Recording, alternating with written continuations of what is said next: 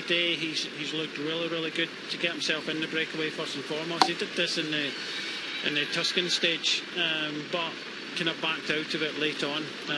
Clearly didn't have the legs, but today has been almost perfect for him. Got himself in that winning group, 15 riders. Must have thought at some point, well, I'm outnumbered here, what do I do? And he's been patient. He's played his tactic, which is the only tactic, is just to try and follow what Groupama have done. I still believe that if Groupama had maybe used the numbers, we may have had a different result, but he just followed Groupama, and it almost kind of set things up for Bettiol. Well, when you look at his numbers and his results coming in here, she did the head-to-head. Leknesson 7th into Velico, which also had kickers towards the end. Don't forget to a top 10 there. Runner-up to Narvaez into Fermo, as Brian was mentioning. And then he's going to be runner-up again. This is going to be a bitter thing, isn't it, for him? He's picked the right days to get busy. He's just met somebody else who's fresher. Yeah, 2 different riders that have gazumped him, because that could have been a stage win, the first ever stage win for Uno X in the Grand Tour, but he will have to fight another day's Leknesson. I'm sure he'll try. And but Bettiol, it's often the case when you get yourself in the breakaway, that's one of the hardest things to do. Once you're in there and you know that you don't have the numbers, others have the numbers.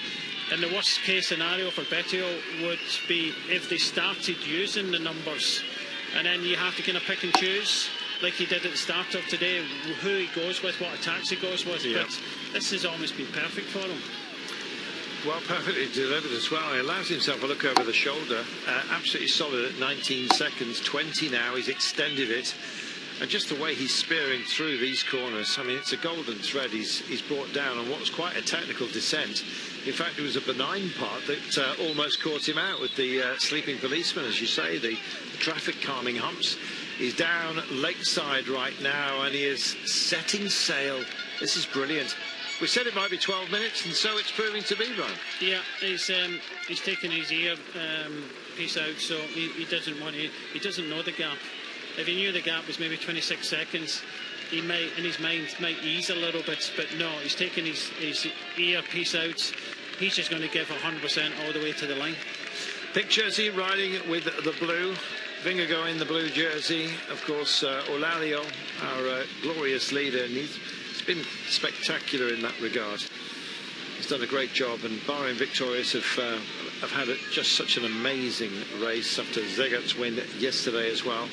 Today, the plaudits are going to be washing over XDS Astana. It's going to be their 3rd stage win of this race, notwithstanding anything untoward happening. But we're on this last little bumplet before he'll come down and into town proper, with verbania waiting to celebrate him.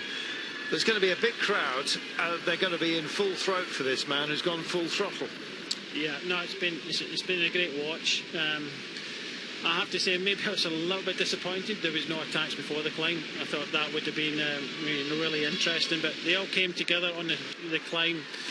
Groupama, well, they played their tactics out, and it's failed for them, but for this man it's been almost perfect. This is Stuyven, who's got back to Donovan, Valgren, and of course Kench. And can Kench salvage 3rd place out of this stage today? I very much doubt it with the likes of Stuyven in here.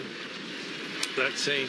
Don't discount Donovan either. You never know how riders preserve themselves, but Flamme Rouge beckons for this man, and he's going to come out of the darkness and into the light. And Alberto Bettiol is going to deliver something very, very special.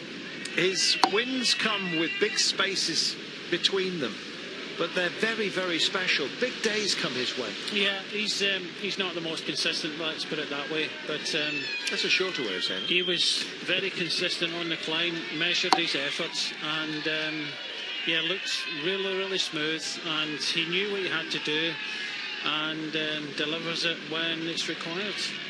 600 metres before he brings it in, Alberto Bettiol.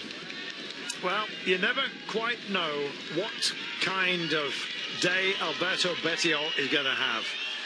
They say he's either on or he's off. Well, he reminds us constantly of what a great man he is, He won Flanders, of course, in 2019. Milano-Torino went his way as well.